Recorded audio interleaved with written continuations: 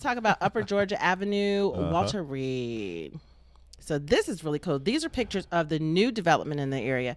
And remember, we said we were going to talk about this area because it's one of the boom towns, the boom neighborhoods in D.C. Yeah. So you want to give some context, right? And so in the last few weeks, we talked about some of the neighborhoods that are like booming and on the cusp of really booming with respect to the DMV. And so we're trying to hit those for you. So this is one of them, right? And so we really want you guys to understand what's happening and the opportunity to be engaged in some of these neighborhoods. Right. So today we're talking about Upper Georgia Avenue, the Walter Reed area, right? So Walter Reed Hospital, some of you may have heard that term before.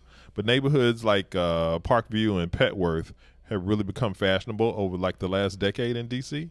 But if you just go a little bit further north of there, they call it Upper Georgia Avenue, right? And it hasn't seen as much growth, but man, it is finally coming, right? So there's been a long anticipated scenario with the redevelopment of Walter Reed Hospital because it's an Army medical center and it had become dilapidated and that kind of thing. And so what they're doing is they broke ground last spring on a brand new 66-acre plot that Washington, D.C. purchased from the federal government. So if you just think about that, I mean, Washington, D.C. is only like 25 square miles. So this is 66. I thought it was 8. Yeah, 8 square miles, whatever it is. Right. But the point is, this is 66 acres in the middle of the city. Yeah. It's like crazy how, what an opportunity this is, right? And so there are like 3 big development companies that are behind the development and all of that.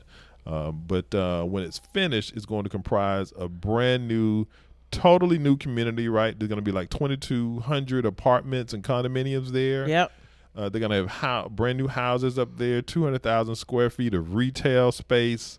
They're going to have a Whole Foods. Office, medical space, Whole Foods, 240,000 square feet of retail. I mean, it's just going to be a massive development, right? Yeah, and they're trying to have new embassies go to that area. Just to give you a map of the area we're talking about. So when we're talking about Upper Georgia Avenue Northwest, Route 29 is Georgia Avenue, and it's basically the direct route almost through the middle of the city. You've got 16th Street and you've got Georgia Avenue. They run parallel. So we're talking about the area that's above Route 1. Once you get into like Columbia Heights, right past Howard University, and then past Petworth into Tacoma Park. Right. Okay, so those are some of the neighborhoods that we're talking about.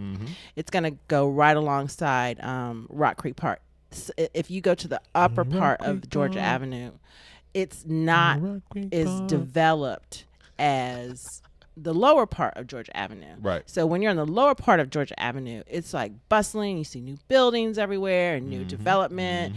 But as you get closer and closer to Maryland or Tacoma Park or Silver Spring, which we have talked about, you can see how, that development hasn't gotten here yet.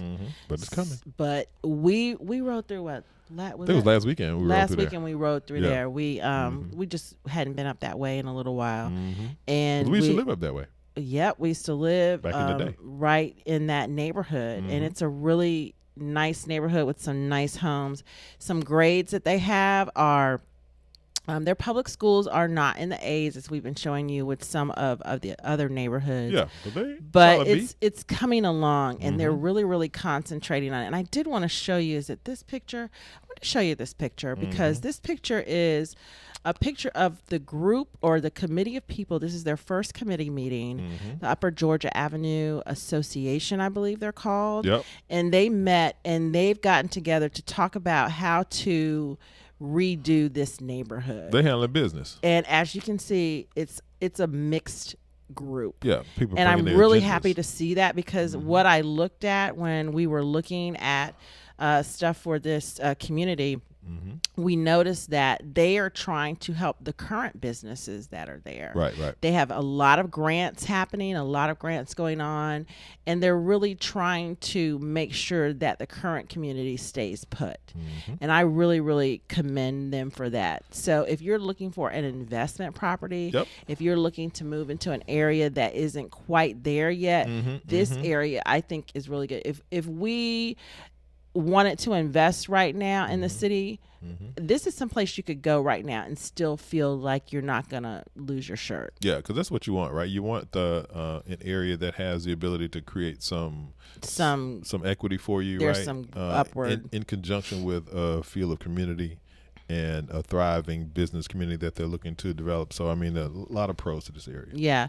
So let's see. They've got some pretty good rankings. They're number 2 of 22 most diverse zip codes. Yeah, that's right. In DC. That's like right there what you were describing with that picture, right, baby? It's like you got all kinds of people who are coming together. And so when you think about the concept of gentrification and redevelopment and those kinds of things, this is sort of a juxtaposition of that, right? Because it's not just like one group displacing another group. No, it's not. This is like the current group that's there, people working who with live the people here coming in. It's like, yeah, we getting ready to do this. Right. And we're going to make it better for everybody. Yeah. Yep. And that's what's really good at it. So this right here, where is it? Let's see if I can find it. This right here is the tower that sits in the area that I'm talking about. And it's so weird because I've been at the rooftop hotels and things like that. There are not many tall buildings in DC. Yeah. And I've been like, what is that? Yeah, you're looking across the You're little skyline. looking across the skyline, what's going really on. nice because you got, low, beautiful buildings throughout, rooftop gardens and stuff. You look out and you're like, what is that? Is that some kind of funky radio tower? It's exactly what it is. But this is like their little landmark for the area. Right, right. So let's see what cost of living looks like. So cost of living overall is you've got good job growth in that area. It's been positive. They're really, really trying to redevelop and hold on to a lot of the businesses that are there. Right. I can imagine what it's going to be when that Walter Reed area ups the ante. They've got some medical things going in there. I know Howard University owns part of it. Yep. They're putting in a new medical facility there. They've got some different embassies that are looking for foreign embassies that are looking for property there. Yeah, because where the embassies are, it's kind of like it's built out, right? But then there are other countries that want to have a presence in DC, want to be close to the government apparatus, and so that's really dope to be able to have space in the city to create new embassy structure. Yeah. I mean, that's pretty cool. Yeah. And then if you've just joined, we're talking about 20012 in Upper Northwest Washington, D.C. We call it UGA, Upper Georgia Avenue. Let's see. The housing is going to be higher than the median cost in the United States, but it looks like it's a little bit higher than all of D.C. I like to show this slide because when you're moving, you need to know these things. Absolutely. Another thing I wanted to call out about that medium home cost, baby, is like I've seen some other data that says that the average house in DC overall is like $1 million right now. Oh my God. Right. And so this is really tying into that concept of opportunity for people who are looking to buy, looking to invest, looking to be in a community, looking to have some upward momentum in their equity positions. So when you think about the average cost of a house in DC proper being $1 million, right, and you look at the median home cost in this area being $689, then you can begin to see what that potential looks like in terms of your upside. And I remember when we lived in this neighborhood, I really liked it. It was probably our first house that we lived in, just the two of us in DC. We always lived in apartment type situations, but this was the first house that we lived in. Yep. And it was really, really nice. It was a 3-story house. It had a full basement. It had like sunrooms on the back. It had private parking, but and this was in 1990. This is the early 90s. It was a little hot. It was New Jack City. It was New Jack City out there. That's what it was. And Nino was flowing through the hood. Nino was flowing through the hood at that time. So the houses are really nice. They have huge front porches. The bedrooms, it's usually 2 or 3 bedrooms, have really nice setup. The kitchen areas were that galley kind of thing. Yep. But a lot of people have really, really renovated those homes and are really nice. Yes. They're very, very nice now. But yeah, when we lived there, we liked it. We just had to close all the windows and stay in the house. No, we'd be like laying in the bed, y'all, and we would look out the back alley, and people be running through the back alley shooting at each other. One of the ladies that how you drive on the street, and every day you see the same old lady sitting out on the porch. She got shot and killed one day just sitting out there on her porch. It was a wild time. It was bad. Heath would pull up in front of the house, and we only had one daughter at this time, and I would grab the baby, we'd jump out and run in the house. And Heath would go park because it was street parking because it was too dangerous for him to park behind the house. Mm-hmm. So it was street parking. He would park and then he would run back to the house, and I would be standing at the door to let him in and close the door real quick. It was crazy. It was crazy. I can't believe we lived like that. It was a different time. It was a different time. Oh God! And I'd be worried the whole time he was parking the car. So it was crazy. And look, it was we're so here. crazy. And now we're here. Here we are. Here we are. And the so area is back so to different now. back to Upper Northwest. So Upper Georgia Avenue. let's see. I got cost UGA. of living. How about employment? How we're doing there? So the average income is a little bit lower than it is for the rest of DC, but it is still higher than the United States. And that goes back to what I was telling you guys about moving here and not being afraid to move here. It's doable. As you can see, the household income is a little bit lower than what we've been seeing in the other areas. Right. But like I said, the area is transitioning, gentrifying, some people want to use, but it's a different kind of thing. And I do see a lot of future growth in that area, don't you, babe? Oh, yeah. And they're calling it urban suburban mix. Urban suburban. Okay, I can feel it. So I can see that. I can definitely see that. It's like they don't have single family homes. There's some they have single families over there. Yeah, Some as you single go families over higher up, as you go more and more into, Yeah. you know. And as you can see, the median rent is lower. Uh-huh. You know, it is lower. Hey, So take advantage. take advantage of that right now. And as you can see, the median home value is lower. So Hey. I think that's something else you want to look at. We're putting y'all on DC game this morning. Yeah, we are back in the district. So as you can see, there's a 3-bedroom, 2-bath, single family home on a yard. Okay, with Sligo. a yard Okay, Sligo Avenue. for $650. That means it needs a little bit of work, because if you can see the other ones, you got $990 and $874. Those probably have been redone. And one thing I want to call out about this slide tray is that you can see 3 of these 4 houses are actually just on the Maryland side from the DC line. So I just wanted to show you that. Oh, See, Tewksbury is in DC proper. and yeah, these other ones are just it's over the in the same. Maryland side. It's the same little But area. this area is really close to the Maryland It's line. close to the Maryland Yeah, line. yeah. Okay, and then here's some more. Now these are. Let me show you. What do y'all see on here? Pending, contingent. Snapping them up. And we're gonna get to that later on in the show. we're coming to a little too. piece about that. Yeah, it's crazy around here right now. So, and then for renting, let's see, what do we have here? Yeah, so it's still reasonable. I guess people that have and the numbers you see are for roommate situations, guys. So. That's what I see here. The one condo for rent is close to $5,000 a month. Bring the It's bag. it's a nice size, but it's new also. So it's going to be hard to find that rental home for your family or something. It's going to be more of a room situation, but those are high prices for a 1-bedroom roommate situation. But they're out there. You just got to look. And I did want to show this map to people that are moving to the area. Tell them what's popping. So when you look at this, you can see the darker the green, the higher the rent, the higher the average rent. Okay. The lighter the green, the lower the average rent. You can see with the little legend at the bottom. And you can see 20012 is falling into that lower rent, but it's right next to Right. the higher rent averages. That's a great call out, baby. Yeah. And so the I deeper really wanted to green show means the deeper pockets you need. Yes.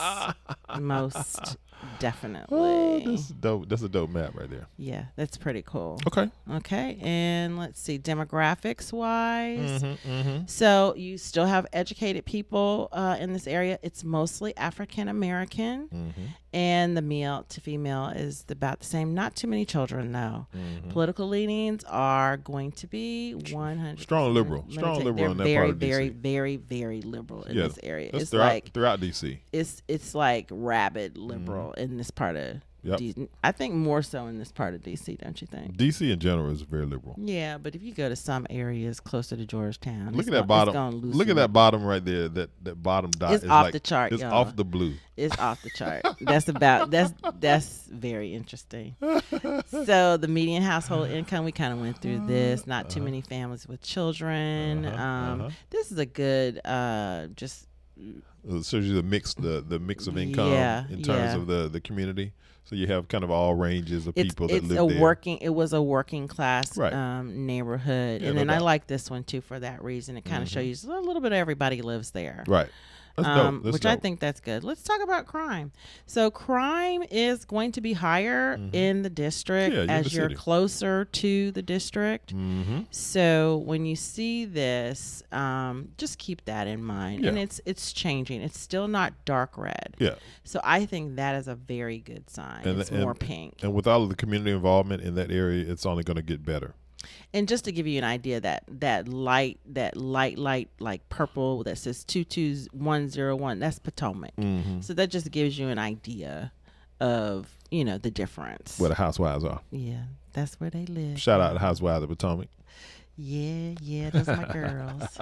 Okay, and then we have just property violent. Your violent crime is going to be higher in the district, but it's still once again more property crime than anything. Yeah. And then we're going to start talking about schools now. So they do have some top schools. Look at that.